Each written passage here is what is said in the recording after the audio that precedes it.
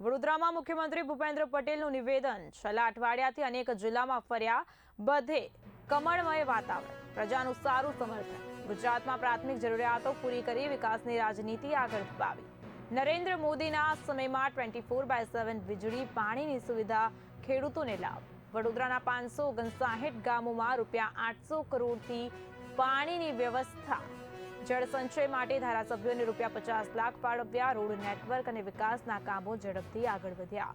પહેલા ચૂંટણીમાં માથાકૂટ થતી, હવે વિકાસની રાજનીતિ। વિપક્ષ હોય કે રૂલિંગ, દરેકે હિસાબ આપવો પડે। કોયલીમાં ડ્રેનેજ સમસ્યા, કામો ઝડપથી મંજૂર થશે। ગુડ ગવર્નન્સથી મોટા ફાયદા, ખેડૂતોને જમીનલક્ષી સુવિધા। 26 એપ્રિલે મન મૂકીને મતદાન કરવાની અપીલ।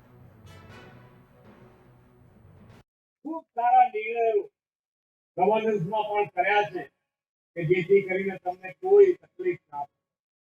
માન્ય વડાપ્રધાનશ્રીએ સરકારી યોજનાઓ જેટલી બનાવી એ બધી જ યોજનાઓમાં કેન્દ્ર સ્થાને નાનો માણસ, છેવાડાના માણસને કેન્દ્ર સ્થાને રાખીને આ યોજનાઓ બનાવી અને એમને સેચ્યુરેશનનો વિચાર જે પહેલા સ્કીમો બને, યોજનાઓ બને તો ખબર હોય તો તમે એનો લાભ લઈ શકો।